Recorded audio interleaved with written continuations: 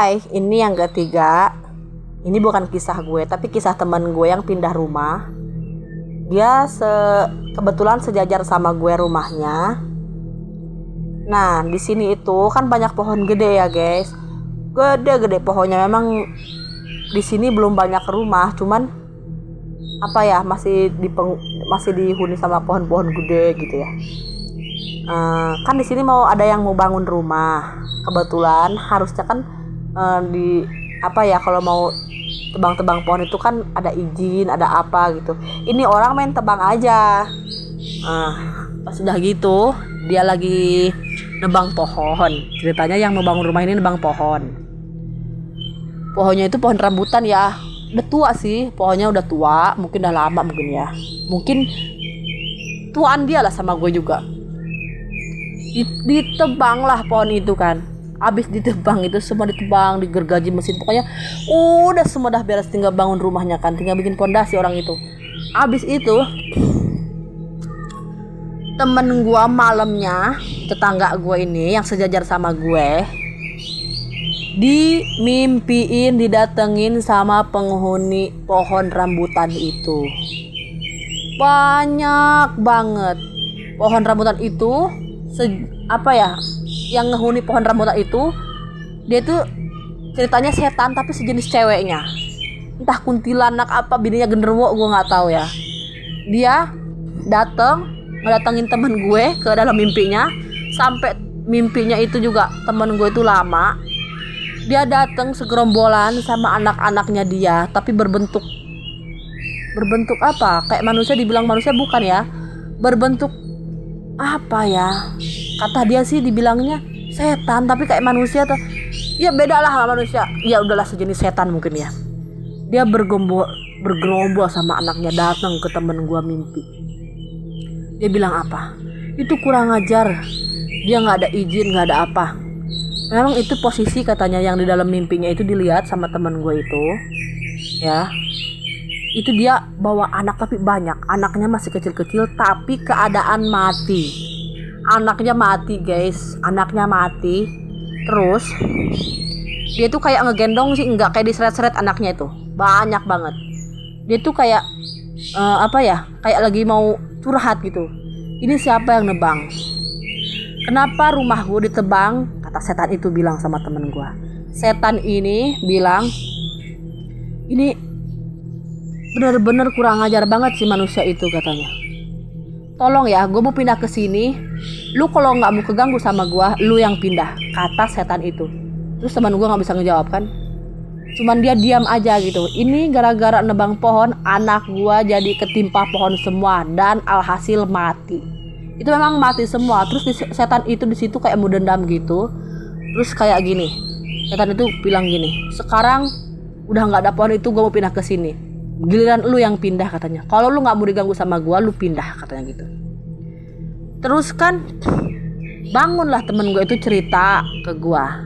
Terus dia bilang gini, kok gue dimimpin itu ya Din, ini gini. Nama gue Din ya. Terus kenapa ya, kok gue takut banget. Jadinya gue sekarang udah nggak berani, mana suami gue sip 3 terus katanya gitu.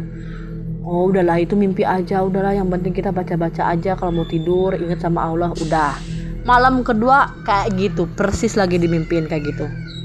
Lo kalau mau tuh setan itu masih cerita lah sama dia ya. Cerita lah, setan itu masih datang ke mimpi temen gua. Kata setan itu, lo masih mau di sini katanya gitu. Lo masih mau berani di sini? Oke, kalau gitu gua gangguin ya katanya. Pokoknya nggak pernah tenang lah setiap malam kan, sampai 1 minggu lebih temen gua dimimpiin setan itu terus. Dan temen gua saking penasarannya, dia kan udah cerita kesono kesini, suaminya juga nggak tenang ninggalin dia karena sip 3 terus. Nah, habis itu si temen gua itu sama suaminya berinisiatif manggil Pak Kiai. Dia juga Kiai itu juga sering ngerukyahin orang, ngobatin orang gitu istilahnya ya. Datanglah si tukang rukyah ini, si Pak Ustadz ini kan. Posisi hari Jumat jam 9 pagi dah datang ke sini dia. Gue yang namanya penasaran, kepo lah ya. Bener nggak sih memang ada apa? Memang bener adanya gitu. Memang kan gue juga nggak mau banyak cerita karena gue juga sering ngalamin hal-hal negatif di rumah gue gitu selain di rumah dia. Dah habis itu ngobrol-ngobrol banyak sama si Pak Ustadznya, diceritain kisahnya si temen gue itu yang dialamin dia. Bereaksi lah, katanya mau diruqyah. Udah pengen tahu. Wah, pas diruqyah itu gue lihat nggak ada sih rekamannya ya, karena Pak Ustadz itu nggak boleh ngerekam HP, nggak boleh direkam sama video gitu, nggak boleh. Di situ gue lihat real temen gue muntah-muntah. Temen gue itu kerasukan sama si jin atau setan yang pernah tinggal yang ngehuni di pohon rambutan ditebang sama bapak-bapak itu kan. Nah, nggak lama dia tuh ngobrol kayak berinteraksi gitu kan, masuk kan ke raganya teman gua si setan itu, terus bilang sama ustadznya, lo mau apa datang ke sini? Gua mau ngeruqyah, kata ustadz itu. Lo jangan ganggu orang ini. Oh kenapa? Memang hak gua dong, kata si setan itu. Gua mau ganggu dia karena dia nggak mau pindah dari sini. Emang lu siapa? Kata ustadz itu. Kok lu mau ngeganggu dia, ngusir dia juga? Ngapain emang? Lu siapa? Gue ini ditebang, katanya, rumah gue ditebang, kata si setan itu ya.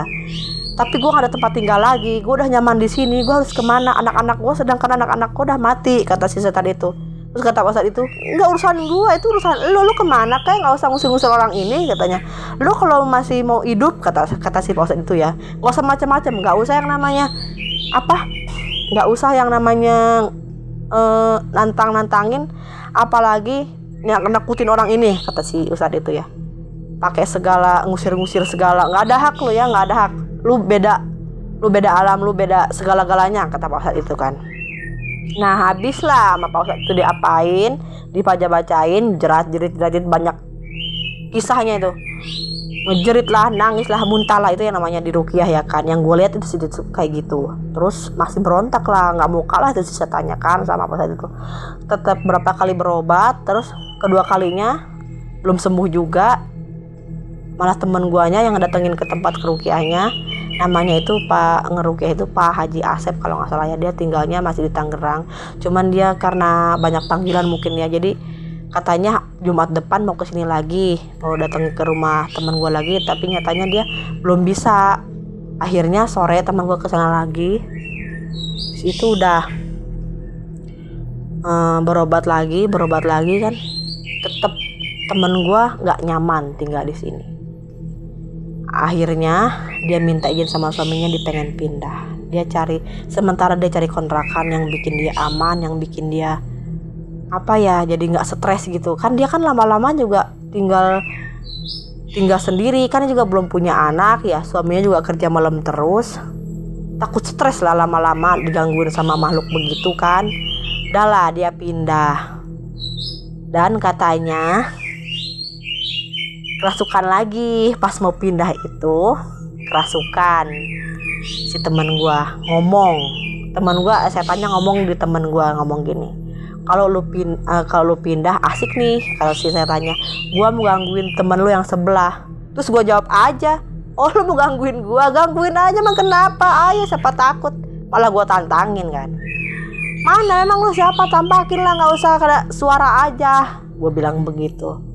Segala mau nantangin gue, ayo, kata gue gitu kan. Tapi akhirnya enggak juga. Alhamdulillah gue nggak digangguin. Katanya dianya pindah ke tempat gue, katanya. Terus kan rumah ini kosong 2 bulan, rumah yang sebelah gue ini kosong 2 bulan. Sekarang ada yang nempatin, ada yang ngebeli, orang Lampung ya.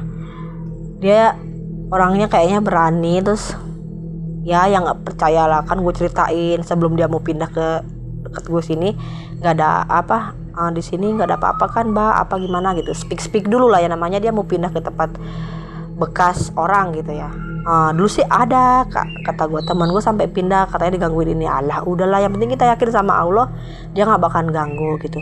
Tapi setelah dia udah lama di sini, mau hampir setahun, gue tanya, Mbak pernah ngalamin apa gimana? Oh iya, saya sering, tapi saya cuek aja. Saya pernah dimimpiin sama sosok perempuan, tapi perempuannya itu banyak anaknya, tapi anak-anaknya nggak pernah hidup, dia mati gitu. Tapi dia nggak ganggu saya kok, dia diam, cuman dia ngeliatin aja gitu kayak masing-masing gitu. Terus kalau saya lagi sholat, dia nampakin depan saya lagi sholat katanya. Tapi saya cuek aja, saya biasa aja gitu. Sering dia nampakin kata. Kalau lagi mau masuk maghrib itu udah suasana udah mau maghrib, dia ada di atas kompor saya katanya. Kan dia dapurnya kan paling pojok kan katanya. Emang agak-agak dingin, suasananya agak-agak gimana gitu ya. Namanya Tangerang kan semua panas ya. Hawanya panas, cuman kalau di sini tuh di tempat gue ini memang hawanya agak-agak dingin kayak di Bogor gitu, suasananya kayak di puncak. Kayak gimana sih? Adem, hawanya adem, memang beda banget. Hawanya itu adem. Apalagi kalau udah pada mudik semua, teman-teman tetangga-tetangga udah pada mudik, terus kitanya sendiri di sini gitu. Rasanya hawanya memang beda. Kalau kita mau baper sama setan ya udah takut. Dulu juga suami gue gitu. Suami gue kan punya hobi burung. Burung itu nggak bisa ditinggal lama-lama kan. Namanya Lebaran, gue pulang lah ya ke rumah orang tua gue. Nah gue pulang, dia sendiri dong di rumah, nggak ada teman-teman juga pada mudik kan. Dia sendiri juga terpaksa karena dia punya peliharaan burung gitu, nggak bisa ditinggal gitu. Suami gue itu jam berapa ya? Maaf ya, ini ke kisah suami gue dulu. Jam 11:30 malam dia menonton bola. Duduklah dia itu ya. Nah posisi TV gue itu di depan pintu. Nah depan pintu, terus laki gue tuh duduk di pintu itu.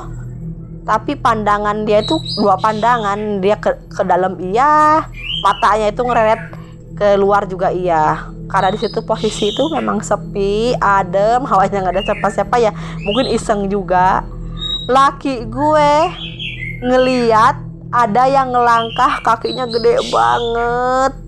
Kayak mungkin dari masjid ke lapangan itu kayak selangkah dia tuh nggak kebayang sama gue segede apa makhluk itu. Kata laki gue, itu gue ngeliat mata sebelah gue ngeliat kaki ngelangkah. Itu kayak raksasa juga dibilang, bukan kayak raksasa bukan ya, kayak jin apa gitu. Laki gue langsung ngeliat lah di situ, langsung ngeliat. Posisi abis lagi ngeliat itu kaget. Suami gue langsung nggak berpikir panjang. Suami gue langsung namanya udah, gue nggak mau malam ini di sini. Malam ini gue harus pulang ke Bogor, harus pulang ke rumah orang tua bini gue. Gue nggak berani sendiri di sini gitu kan, namanya sendirian kan. Dah nggak berpikir panjang lagi, suami gue langsung beresin semua, burung-burungnya langsung dimasukin, dikasih pakan yang banyak, air minum yang banyak. Ya mungkin pikiran dia udah amburadul ya, takut campur takut juga, ngeri lah ya, maksudnya ngeri. Udahlah gue nggak berani, nggak beres lah, nggak bisa tidur nih gue di sini lama-lama gitu kan. Nggak bakalan bener kata suami gue. Pikir suami gue mungkin gitu, udah keringet dingin, udah segala macem lah pikiran dia. Aduh udah pulang, udah langsung nyalain motor 11:30, langsung capcus ke Bogor. Sampai Bogor itu jam 1:30 pas, dan gue di situ kayak kaget setengah mampus. Buka pintu 1:30 malam, ternyata suami gue yang ngetok pintu. Terus gue gaplokin terus gue gempuk gitu ya pipinya. Emang bener ini lo, emang bener? Iya, karena dia nggak ngabarin mau pulang kan, namanya juga lagi shock, apalagi panik ya ngeliat begitu. Yang di situ dia diliatin gitu ya, bener-bener bener berarti ya istri gue ngomong begini tuh emang bener adanya gitu, makhluk halus memang bener. Tapi gue alhamdulillah cuma diliatin kakinya, dan itu gede banget kata suami gue, itu gede banget, itu ngeri. Dah nyampe, pokoknya dia cerita lah banyak lah ya, sampai rumah itu dia langsung cerita. Di gue liat itu di situ, kasihan banget suami gue, gemeteran, namanya abis perjalanan jauh ya. Terus itu di sepanjang perjalanan kata suami gue tuh, gue nggak pernah ngeliat belakang, nggak pernah ngeliat, pokoknya fokus ke depan, nggak liat kiri kanan. Pokoknya di pikiran gue harus pulang, malam ini harus pulang, gue nggak mau tinggal di sini, gue nggak mau tidur di sini, nggak bakalan beres nanti pikiran gue gitu. Takutnya kan dia juga ya namanya iseng lah sendiri ya. Udahlah, sampai dia banyak cerita udah. Makanya kata gue, bener kan apa yang gue ceritain, suka mimpiin, suka didengerin apa yang hal yang negatif gitu. Dan sekarang balik lagi ke kisah teman gue yang tinggal penghuni baru di sini ya, yang dekat rumah gue. Kata teman gue yang baru ini, tetangga gue yang baru, katanya memang sih sering dimimpiin. Dia orangnya nggak banyak cerita, kalau nggak gue tanya dia nggak cerita. Untungnya gue tanya kan, Mbak bener ya suka ngalamin ini? Iya, kata dia. Tapi kenapa Mbak nggak takut? Udah kalau saya mah selalu aja yakin sama Allah kalau dia nggak bakal ganggu saya. Udahlah, saya pikirnya masing-masing aja sama dia, ya udah, asalkan dia jangan ganggu saya. Cuman kalau cuma nampakin, ngeliatin itu sering. Dia 4 keluarga, anaknya 2. Di sini pokoknya dia 4 keluarga ya. Serumah 4 keluarga.